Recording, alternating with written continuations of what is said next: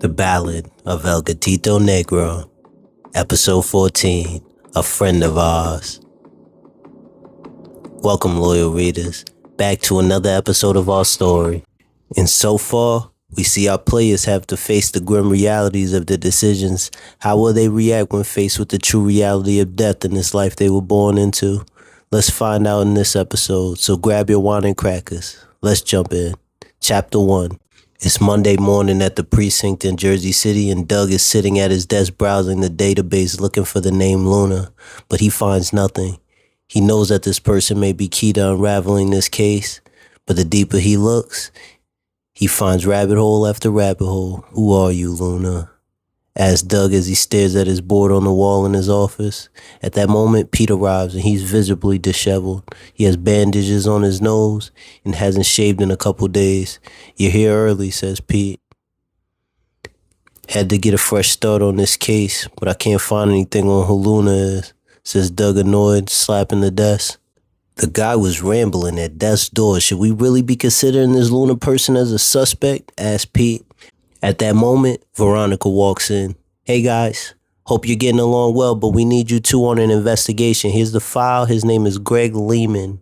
He was just arrested for murder of a high-end escort, and he claims he's innocent. Doug skims through the file and notices the woman's name is quite familiar to him. Mary Hughes, a known escort from the Jersey City area.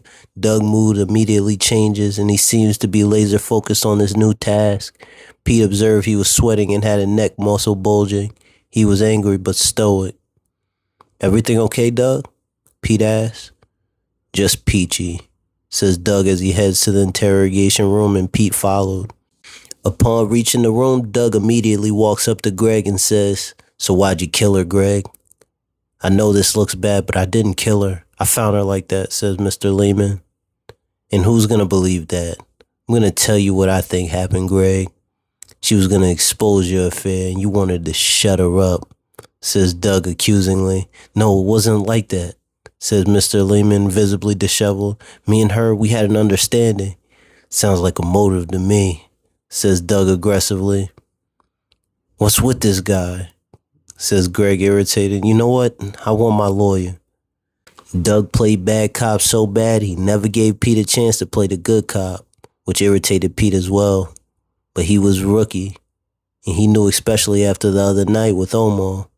I'm going to need you to release my client, says Mr. Lehman's attorney. You have no proof he was there. In the time of the murder, he has an alibi. He was on a golf course. She was alive when he left. Okay, just let me ask Mr. Lehman one more question, says Doug, throwing a Hail Mary. Make it quick, officer, says the attorney. Does the name Luna mean anything to you, Greg? We may be able to work out a favorable plea deal for some good info. The lawyer and Mr. Lehman have a small discussion, and the lawyer says, My client is willing to give you some information in exchange for immunity in this murder case. I don't have that authority, says Doug, annoyed.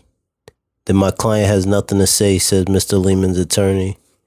At this point, Doug and Pete leave the interrogation room with another possible clue to this puzzle. And Pete sees that Doug is visibly shaken up after meeting the man. He knows something about Luna, says Doug to Pete, but I'm not ready to bring in Veronica just yet. So what's next, Doug? I'm almost sure Luna's from New York. Let's go talk to a friend in the department I have over there. And don't worry, Pete, you won't need your gun this time, says Doug with a smirk. That's good to hear, says Pete sarcastically. All right, let's go. Into Chapter 1. Chapter 2. Jenny just left with Caitlin, and Gatito is wondering what could have caused her to leave in such a hurry. And as he looks to his right, he sees Alan, the ginger boy, staring at him with a smile. Hey, you're Christian Viliani, right? Everyone's talking about you. I'm Alan Baker. You took my #1 spot on the scholars list. You must be pretty smart. Thanks. I wouldn't say I'm super smart. I just learn fast, says Gatito, downplaying his intelligence. Wow, you're humble too. Well, I want to thank you. I'm under terrible pressure, and I hate all the attention. The expectations that came with that #1 spot, he says as they're walking back to the middle school building. So they moved you to ninth grade too? Asked Gato to Alan. Yeah, it's kind of weird, but all the kids are treat me nice. I'm in the robotics program. What are you studying? Asked Alan, interested in Christian's book that he had pulled out of his bag. Accounting, said Gato. Oh, so you like numbers, and you're a gambler. Sounds like you got a real recipe for an exciting life, Christian, says Alan, fixated on Gato. Come to my house sometime. I got something I think you'd like, says Alan with a wink as he runs off to class. Gato was confused a little. Did he just make a friend? Seems like Mother Mary was right in that dream he had the other night. She told him he would meet a lifelong friend soon. He was more curious than ever. Gato then heads to class and finishes his day out with no other meaningful engagements, and after talking to Alan, he assumed most of the other kids were intimidated by his GPA or just his focus. And although he kind of liked it better this way, it would be nice to have a group of friends like the other small cliques in the school. But for today, one friend was a small victory. As Gato begins to walk back to his house, he sees Jenny and Kaylin talking again. He's not one to be nosy, but he finds it weird that he's seeing so much of Jenny lately, being that she's a high schooler.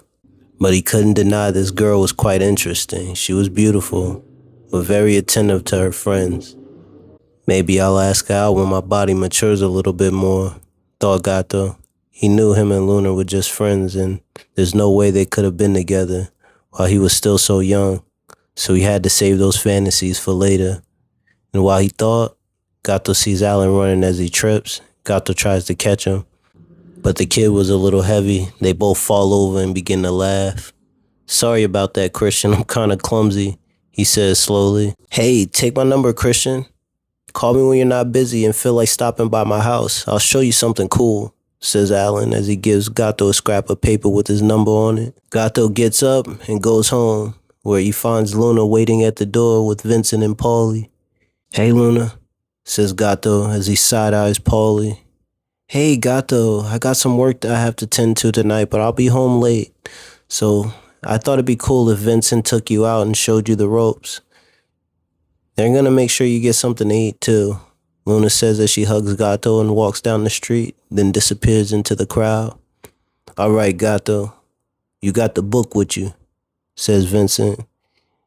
Yeah, it's right here, says Gato, excited to see how the operation really worked. Vincent gets into the Cadillac and Paulie opens the back door for Gato, then gets in the passenger seat as Vincent's driving.